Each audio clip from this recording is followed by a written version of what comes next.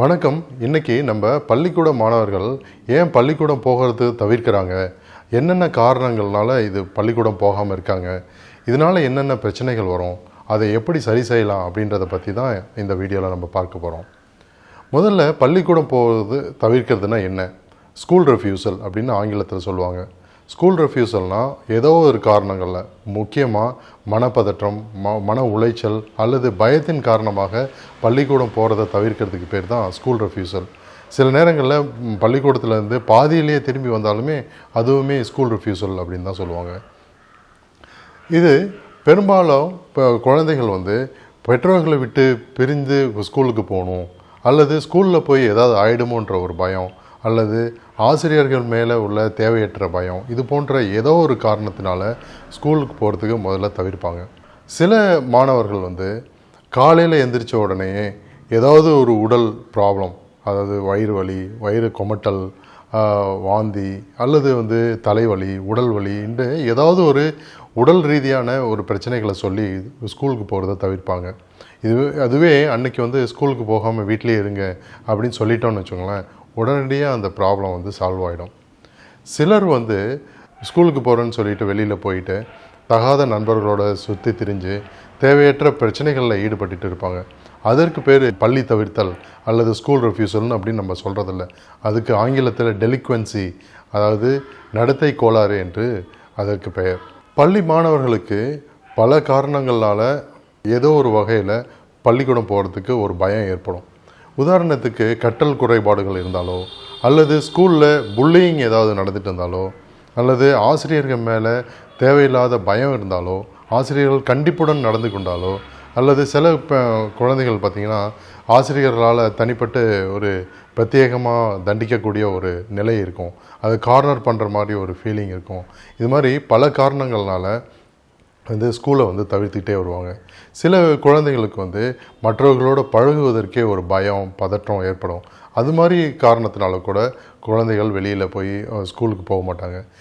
ரெண்டாவது, இந்த மாதிரியான குழந்தைகளை நம்ம ஆரம்பத்திலே கண்டறிந்து அவர்களுக்கு தேவையான ஒரு பிரத்யேக பயிற்சி, மற்றவர்களோட எப்படி பழகிறது, கற்றல் குறைபாடு இருந்தால் கிளாஸ் ரூம்லேயே அவர்களுக்கு தேவையான எக்ஸ்ட்ரா சப்போர்ட்டை எப்படி கொடுக்கறது அப்படின்னு சொல்லிட்டு நம்ம பெற்றோர்களும் ஆசிரியர்களும் இணைந்து அதுக்கு செயல்பட வேண்டும்.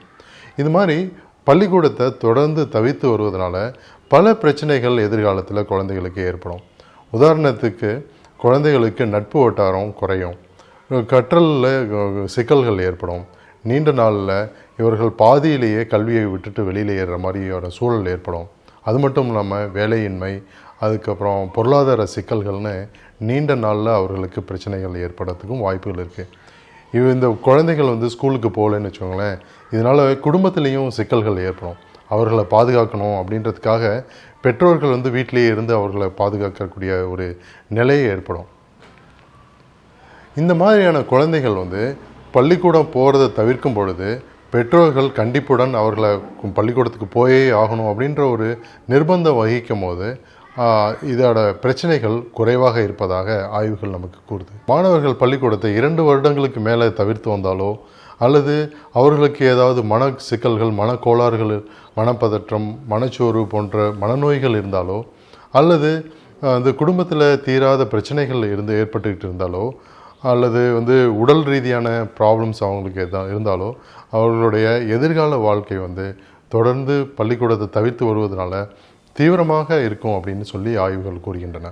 பள்ளி மாணவர்கள் தொடர்ந்து பள்ளிக்கூடத்தை தவிர்த்து வந்தால் அவர்களை முதல்ல நம்ம எப்படி ஆராய்ந்து அவர்களுடைய பிரச்சனைகளை எப்படி அலசி பார்க்கணும் அப்படின்னு பார்த்தா, முதல்ல குடும்பத்திலேருந்து தான் ஆரம்பிக்கணும்.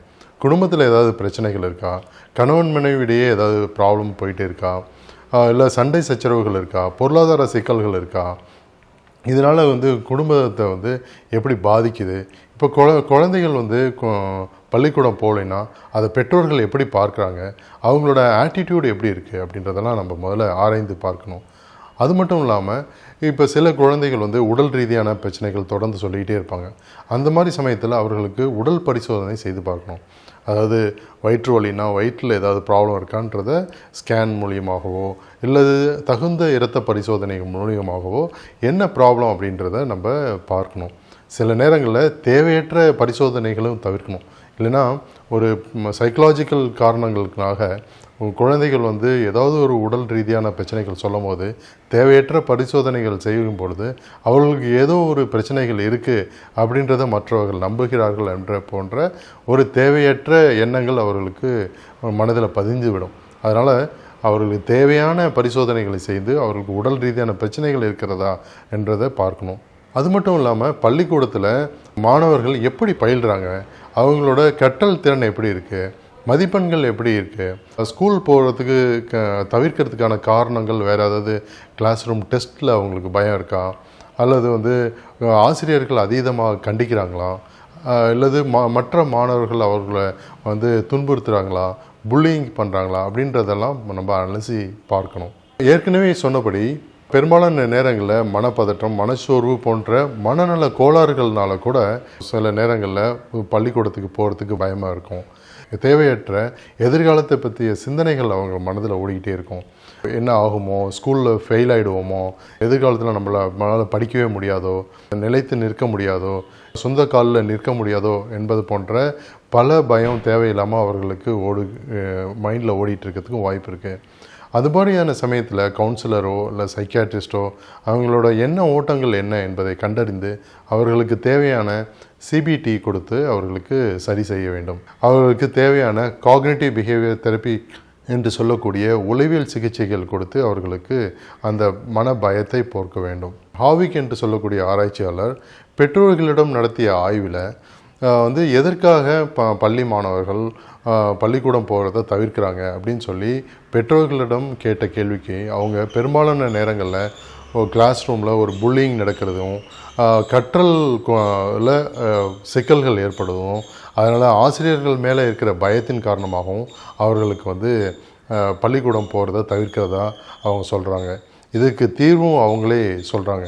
என்னன்னு பார்த்தீங்கன்னா, பெற்றோர்களும் ஆசிரியர்களும் மாணவர்களும் இணைந்து மாணவர்களுக்கு தேவையான ஒரு எக்ஸ்ட்ரா சப்போர்ட்டு கொடுத்து கிளாஸ் ரூமில் அவங்களுக்கு சப்போர்ட் பண்ணோம்னா அவர்கள் வந்து கல்வியில் மேம்படுவார்கள்.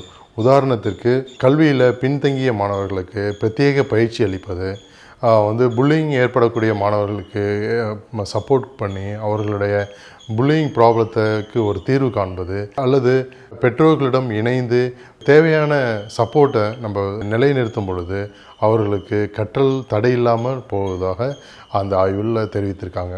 முடிந்த அளவுக்கு மாணவர்கள் பள்ளிக்கூடத்தை தவிர்த்தா அவர்களை வந்து மீண்டும் பள்ளிக்கூடத்தில் இணைப்பதற்கு எவ்வளோ சீக்கிரம் முடியுமோ அவ்வளோ சீக்கிரம் பெற்றோர்களும் ஆசிரியர்களும் உதவி செஞ்சு அவங்கள பள்ளிக்கூடத்துக்கு மீண்டும் இணைக்கிறதுக்கு முயற்சி செய்ய வேண்டும்.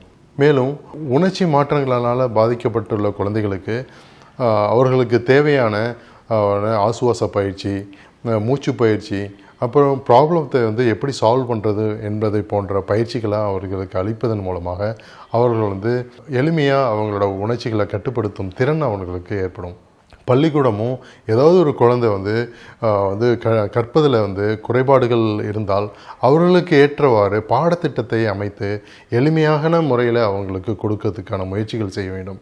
குழந்தைகள் காலையில் எந்திரிச்சோடனே வந்து ஸ்கூலுக்கு போக மாட்டேன் அப்படின்னு சொல்லி அடம் பிடித்தால் அவர்களுக்கான ரொட்டீன், அதாவது காலையில் எந்திரிச்சா இந்தந்த கடமைகள் இருக்குது, இந்தந்த கடமையை தவறாமல் செய்து வர வேண்டும் என்ற ஒரு பழக்கத்தை அவர்களுக்கு ஏற்படுத்தி கொண்டே வர வேண்டும். இது மாதிரி பள்ளி செல்லாமல் குழந்தைகள் வந்து தவிர்த்து கொண்டு வருவதனால ஒருவருடைய எதிர்காலமே பாதிக்கக்கூடிய ஒரு தீவிரமான பிரச்சனைகள் கூட ஏற்படுறதுக்கு வாய்ப்பு இருக்குது. அதனால் குழந்தைகள் வந்து ஸ்கூல் வந்து தவிர்த்துக்கிட்டே வந்தாங்கன்னா அதை ஆரம்ப நிலையிலேயே கண்டறிந்து அதற்கான தீர்வுகளை பள்ளியும் பெற்றோர்களும் இணைந்து செயல்படுத்துவதன் மூலமாக இந்த பிரச்சனையை வந்து எளிமையாக நம்ம கையாள முடியும்.